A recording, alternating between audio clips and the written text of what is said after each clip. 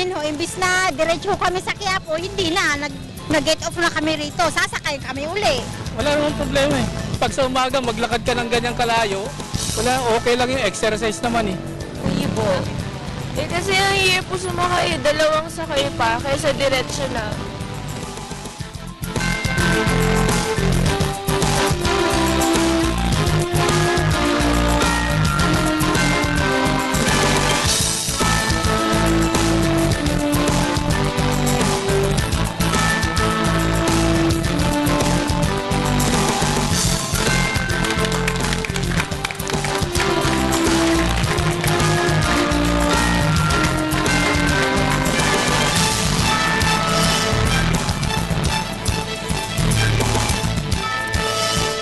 Ang pinag-uusapan po natin ay ang bus ban sa Maynila at ang implikasyon nito sa Maynila, mga commuters, transport at syempre sa polisiya ng transportasyon ng ating bansa. Kati, may iniwan kang magandang question. Nadagdagan man ang kanilang gastos. Hindi ba worth it dahil napabilis naman yung kanilang travel time? Tanungin natin si Zel. Para sa akin, worth it naman. Kasi yung oras kaysa sa value ng money, hindi mo naman makbabalik yung oras mo, hindi mo siya mabibili kumpara dun sa pera na kaya mong kitain ulit. So yung efficiency na nagawa ng bus ban, sobrang worth it siya. Oo. Zed, kanina, sabi ni Major Olive, na mayroon na silang nahuli na nagbababa sakay.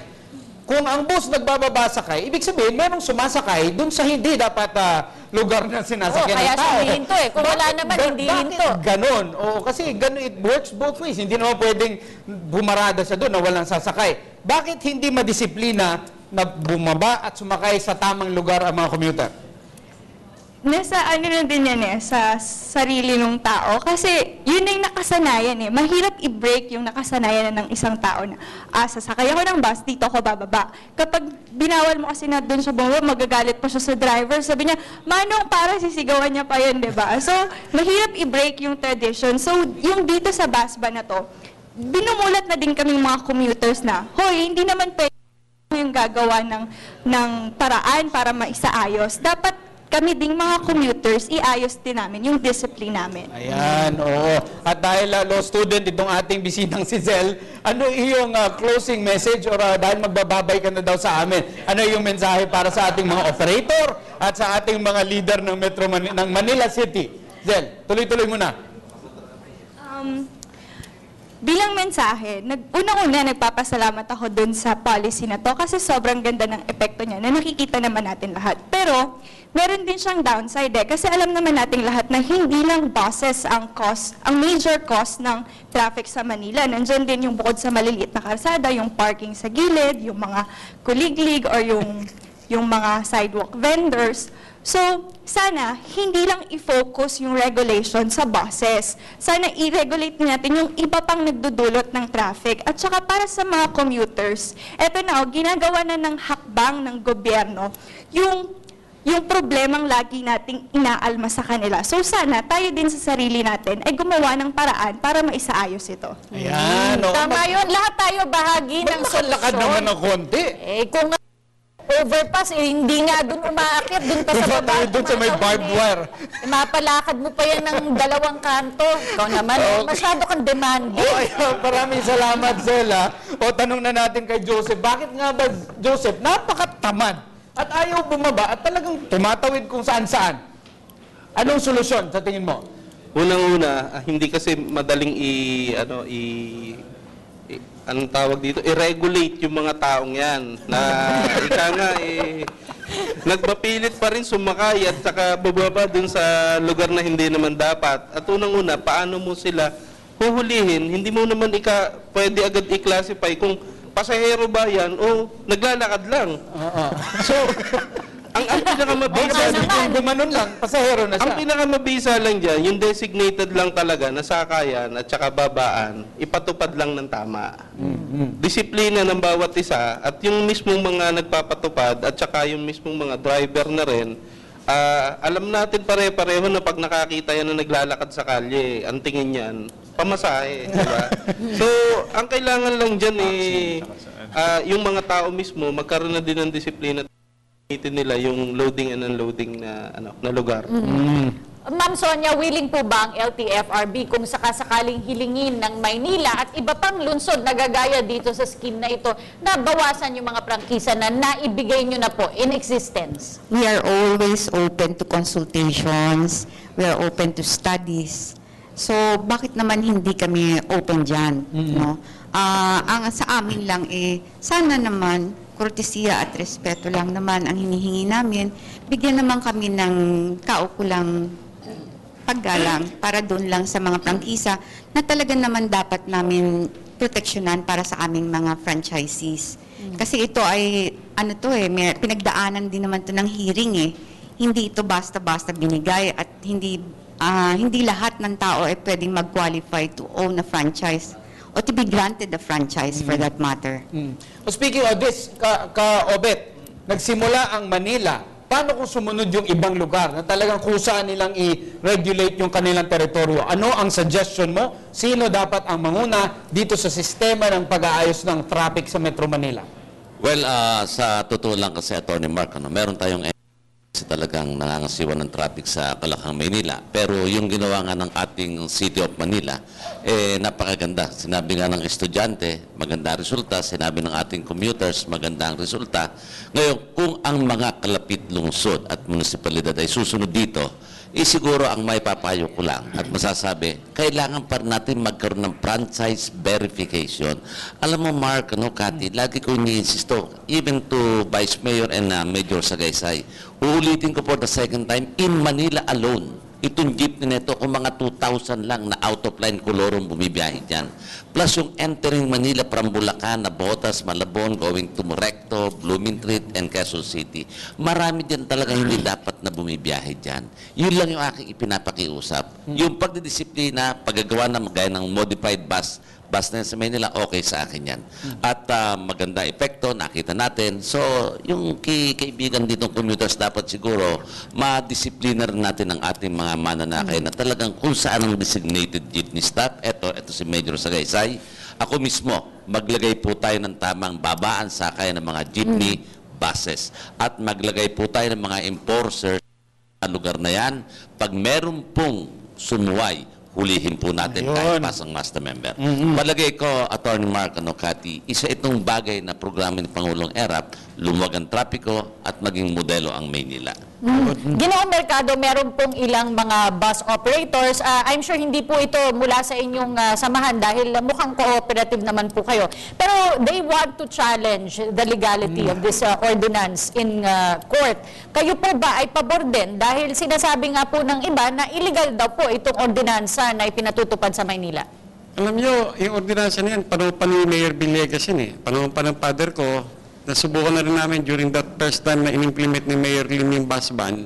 Kami unang tinamaan yung provincial bus operators We challenged this in court. Isa lang sinabi ng court, ay jurisprudence to. You cannot ban the buses from entering any city if kami franchise, but you can only regulate.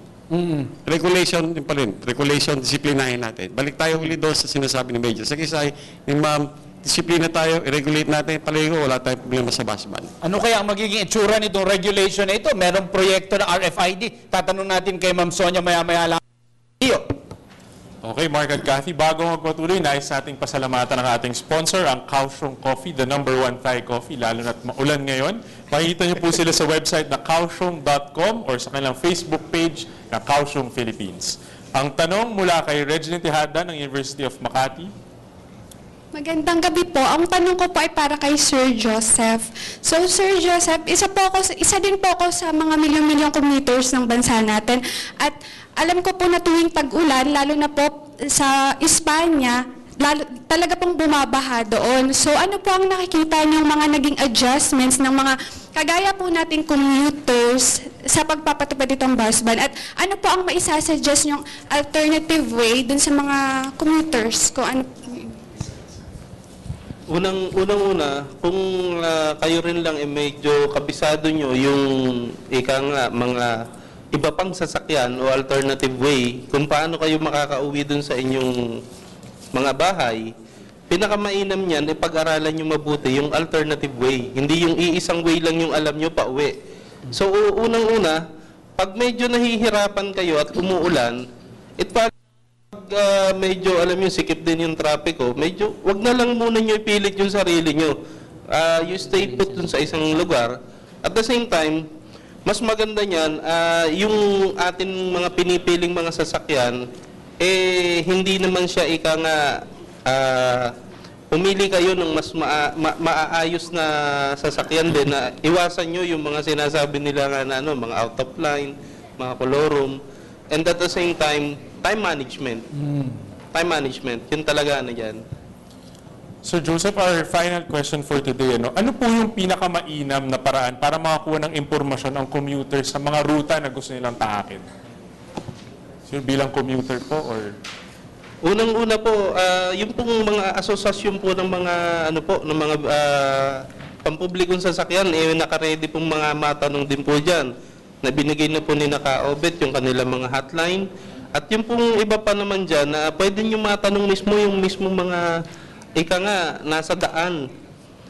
Hindi naman po ipagdadamot ng mga yan yung kanilang mga rutang tinataak. At the same time, kung may mga kaibigan din kayo, lalo na halimbawa mga estudyante, alam mga kasamahan nyo na dun sa malapit din sa inyo umuwi para nagpapalitan kayo ng kuro-kuro kung paano ba kayo mag-a-adjust. At the same time, titingnan natin yung budget din natin lalo na kung namamasahero lang tayo. So malaking factor din po yun. Napag-usapan kanina, Cathy, kung ano ang solusyon dito sa mga out of line at colorum at paano ma-regulate yung dami ng bus, yung flow ng mga bus.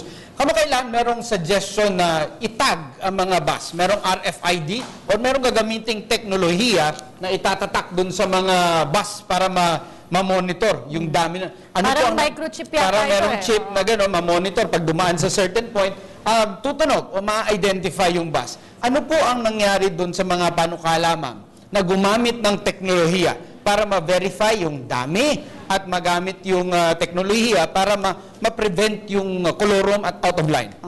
As of now, wala pa hong nangyayari doon. Pinag-aaralan pa rin po. Kasi ito ho ay chip po ito eh. Siguro ho si former Congressman Homer Mercado ho ang dapat. Alam ho nila yan. Ginong Homer? Meron question yung cost. Dati 350, tumaas yata. Pero I think that's not the solution doon sa colorum. For the past, nung nasa 15 Congress ako, last Congress, I was about to propose na magkaroon na ng penal provision para doon sa mga colorum. Kasi for so long a time, panong mahumayaan yung colorum na yan, wala pa nakukulong dyan eh. Siguro it's high time, pakulong natin mga colorum talaga. Siguro pag nakulong at least 6 months may penal provision, matatakot na lahat yan. Pakulong yung driver, pakulong natin pati yung operator at yung sasakyan, tapon na siguro natin sa Pasig River para hindi naman makasakay yung itik na yan.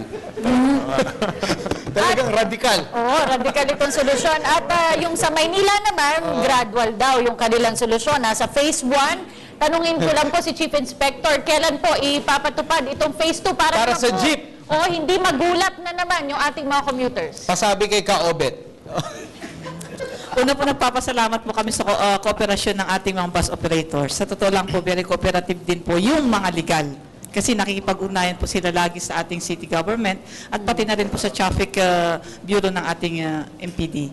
Ngayon po, yung sa gagawin po nating paghuli naman sa ating mga colorum, gaya po ng sinabi natin, sunod na po ating mga jeepneys, nagkakaroon pa rin po kami ng planning together with sa pangunguna po ng ating butihing alkalde at ng ating vice-alkalde. So ngayon pa lamang po nananawagan na po kami sa mga colorum po ng mga jeepneys as early as now, wag na po tayong bumiyahe para hindi po tayo magkapahirapan pa pagka nagkaroon po ng operations, which is hindi po namin sasabihin kung kailan.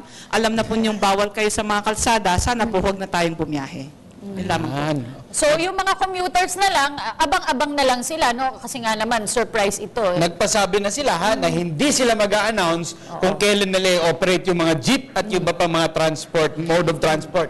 Okay, at Marami pang inaasahan na magiging development patungkol dito sa isyong ito, and meron ding ipatutupad din na pag-regulate naman sa mga bus along EDSA itong MMDA. So, aabangan po natin yan. Ang biyahe naman nito, Kat, ay patungo sa ikagaganda ng ating sistema, di ba? So medyo birth pains lang itong mga to. Hopefully, birth pains nga lang. At bago natin hingan ng panghuling mensahe ang ating mga panauhin, Mark, I'd just like to take this opportunity na batiin yung ating masugid na taga-subaybay. Aya, siya po ay 23 years old, so happy birthday sa iyo, Aya, at nanonood siya lagi sa ating programa. At gusto ko palang banggitin, Cathy, na inimbitahan din po natin ang MMDA para po makisama dito sa ating discussion, pero hindi po sila nakapagpadala ng kanilang representative. Tsaka si Eunice, mula sa PCOO, birthday sa Monday. Yan, happy birthday, Eunice. Alright, hingan po natin ang kanilang parting shot or closing message ang ating mga panauhin. Tuloy-tuloy po ang dialogue at sana po ay ikagaganda ng ating sistema. Unahin po natin dito sa magaling na commuter na napakaraming tips kung paano makauwi. Ginoong Joseph Abeleda. At mukhang uwing-uwi na rin siya. Maganda pag-isain mo uwi. Ang amin lang po napansin po dyan, sa implementasyon yan, is unang-una dapat magkaroon po ng pagkakasundo yung national at saka po yung local na batas. So kung magiging align po sila pareho, wala naman pong hindi susunod na mga mamamayan po dyan eh. At saka yung mga mamamayan po dapat magkaroon po ng tinatawag sila na ma-disseminate mismo talaga sa kanila yung mga information na kailangan nila nang hindi po kami kami na nagtatanungan, hindi pa rin namin alam yung mga sagot. So, harmonizing the laws, no? At representante naman po ng mga jeepney operators mula sa Pasang Mazda, Ginoong Obet Martin. Well, una sa lahat, maraming salamat, Cathy, Atty. Mark, Gio, at sa ating PT4 Special Forum, sa mga estudyante nito ngayon. Of course, kay Ma'am Sonia at kay Major Sagaysay. Sa kaibigan kong kay Congressman Homer. Siguro, ang kailangan natin lang sa mga sasakay kayo ng kolorum, para may identification na kagad, dapat ibigay din ni Major ang hotline ng kanyang opisina. Pag sumakay kayo ng kolorum, may mga puti na dyan na itawag nyo na kagad sa opisina ni Major Sagaysay para mahuli na po yan.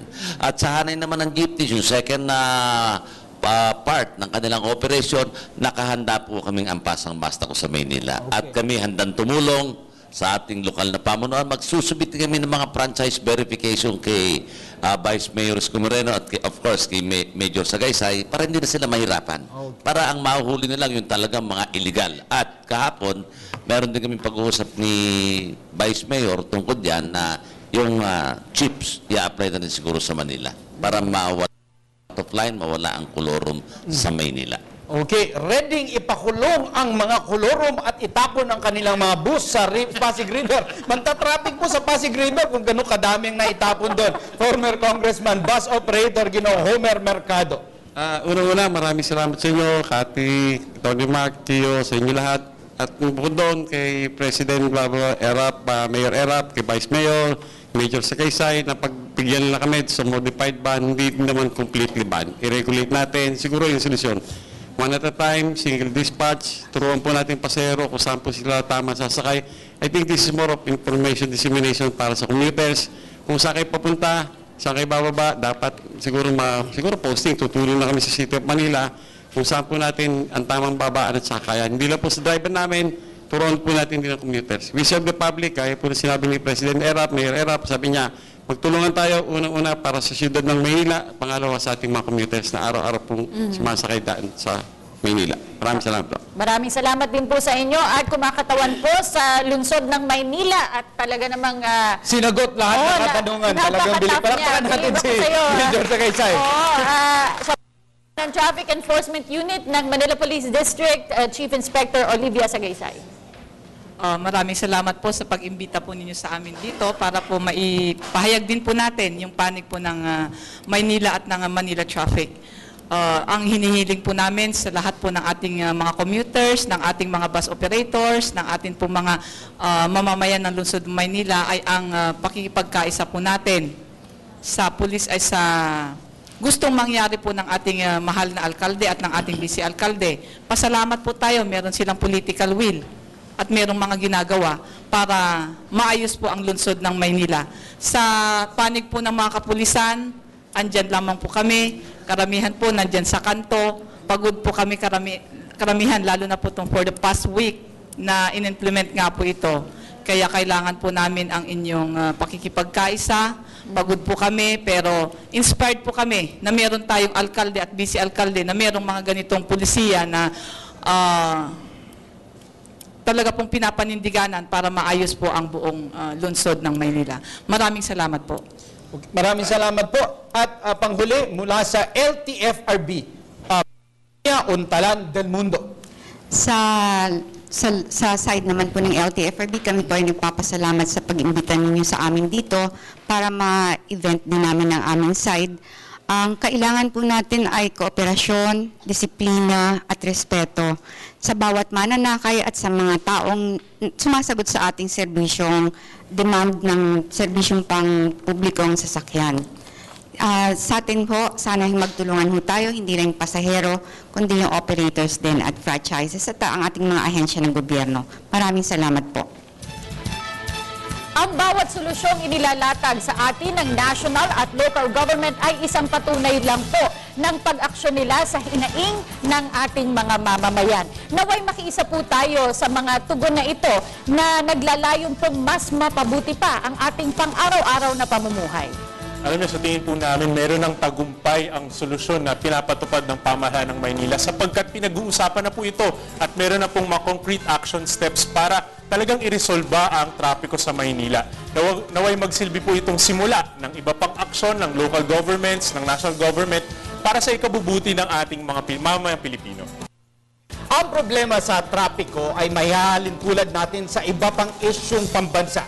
Pakikisa at disiplina sa parte ng bawat isa nating kababayan yan ang may tuturo natin pinakatiyak na sagot sa bumper-to-bumper nating problema, hindi lamang sa trapiko, kundi maging sa iba pang malalaking isyong panlipunan. Ako po si Atty. Mark Castrodes. Ako si Cathy San Gabriel. At ako naman po si Gio Tingson. Naway nakatulong po ang inyong isa't kalahating oras na pagtutok at pagsama sa amin na talakayin ang mahalagang isyong ito. Ito po ang Boss Band, a PTD Special Forum.